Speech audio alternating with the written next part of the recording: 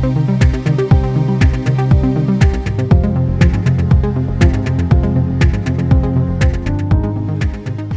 کے میدان میں مسلم سماج کی ترقی کا سر سید کا خواب اس وقت شرمندہ تعبیر ہوا جب لارڈ لیٹن نے 1877 میں Mohammedan Anglo oriental MAO college کا سنگ بنیاد رکھا۔ MAO کالج کو 1920 میں ہندوستانی قانون ساز کونسل کے ایکٹ نے علی گڑھ مسلم یونیورسٹی کو مرکزی یونیورسٹی کا درجہ دیا تھا۔ لندن سے واپسی کے تقریباً 5 سال بعد سر سید احمد خان نے 1875 میں علی گڑھ میں مدرسۃ العلوم کے نام سے ایک اسکول شروع کیا تھا، جس کے 2 سال بعد یعنی 8 جنوری 1877 کو اس وقت کے وائسرائے اور گورنر جنرل لارڈ لیٹن نے Mohammedan Anglo oriental MAO college کا سنگ بنیاد رکھا، جس کا نام اسٹریچی ہال رکھا گیا، جو MAO کی پہلی عمارت ہے، جو اپنے قیام کے تقریباً 150 سال بعد بھی اسی خوبصورتی اور شان و شوکت سے کھڑی ہے۔ واضح رہے، MAO کالج کے لیے سر سید نے برطانوی حکومت سے 74 ایکڑ زمین حاصل کی تھی، جہاں پہلے فوج کی چھاونی بنی ہوئی تھی۔ سر سید نے آکسفورڈ اور کیمبرج جا کر جائزہ لیا کہ کالج کیسا ہونا چاہیے اور اس کا انتظام کس طرح ہونا چاہیے۔ اس اسٹریچی ہال کا خیال وہیں سے آیا۔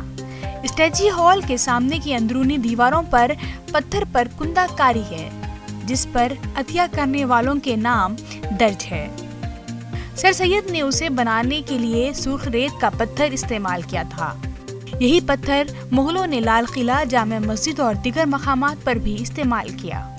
1877 میں Mohammedan Anglo oriental MAO college کا قیام جدید ہندوستان کی تعلیمی اور سماجی تاریخ کا ایک اہم ترین حصہ ہے۔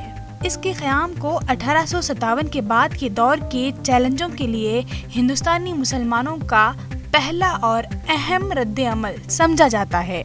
سر سید ڈاکٹر راحت ابرار نے اسٹریچی ہال کی تاریخ پر روشنی ڈالتے ہوئے بتایا، Mohammedan Anglo oriental MAO college کے دور کا اسٹریچی ہال سے جڑا ایک مشہور مزاحیہ واقعے کا ذکر کرتے ہوئے ڈاکٹر ابرار نے بتایا، مسعود ٹامی نامی طالب علم نے ایک رات میں کسی طرح سے ایک اونٹ کو اسٹریچی ہال کی چھت پر چڑھا دیا تھا، جس کو صبح دیکھ کر سب حیران ہو گئے تھے کہ یہ کیسے ممکن ہوا ہے۔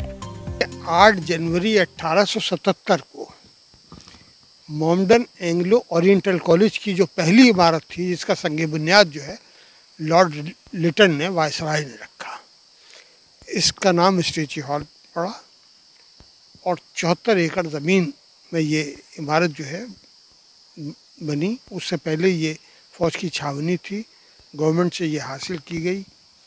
اور سر سید نے جب یہ اسٹریچی ہال بنایا تو 2 باتیں کی۔ ایک تو یہ کہ اس میں سارے عطیہ دہندگان جنہوں نے 500 روپے دیے ہیں، ان سب کے نام لکھے ہوئے ہیں۔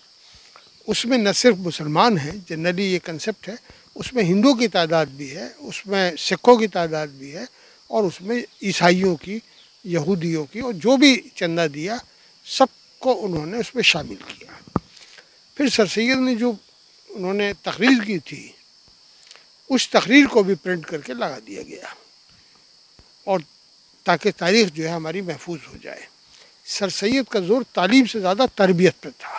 یہ اسٹریچی ہال جو ہے وہ MAO کالج کا سینٹرل ہال کے طور پر تعمیر کیا گیا، جو سر جان اسٹریچی کے نام سے منسوب ہے۔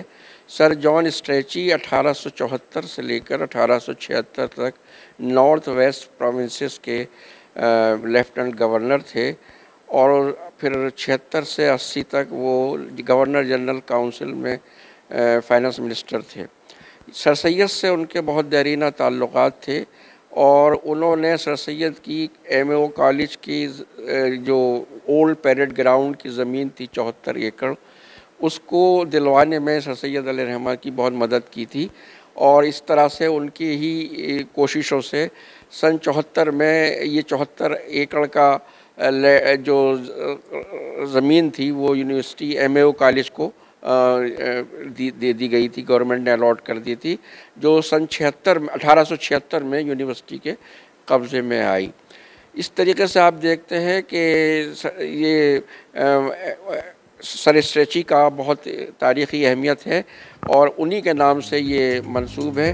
ہندوستانی یونیورسٹیوں میں علی گڑھ مسلم یونیورسٹی AMU ایک الگ مقام رکھتی ہے اور قوم کی تعمیر میں اس کا تعاون کسی بھی طرح سے بہترین یونیورسٹیوں سے کم نہیں ہے۔ ATV بھارت کے لیے علی گڑھ سے سہیل احمد کی رپورٹ۔